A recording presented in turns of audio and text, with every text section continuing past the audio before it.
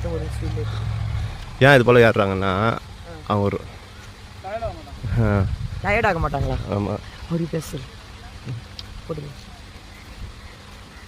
நடமாட்டா tired தெரியாது, tired தெரியும். மார் லஞ்ச் ஆகும், அது மார் லஞ்ச் அந்த மாதிரி ஏறும்போது மேலே இந்த மாதிரி ஏறும்போது டயர்ட் ஆகிடுவாங்களா? மார் லஞ்ச் ஏறுறாங்கல்ல, அதெல்லாம் கையில் போட்டு ஏறும்போது தெரியாது. எதுக்கு இப்படிமா பனங்காய் வெட்டும் போது தள்ளி வந்தோன்னா மேலே ஜம்ப் பண்ணும், ஜம்ப் பண்ணி வந்து அடிக்கும். அதனால மேலே அங்கே வெட்டுற இடத்துலேயே பாம்புங்க இருக்கும். ரிஸ்க்கு தான். எல்லாத்தையும் விஷப்பாம்பு தானே இருக்கும். தேலும் இருக்கும், பாம்பும் இருக்கும், குளவியும் இருக்கும், தேன் கூட இருக்கும்.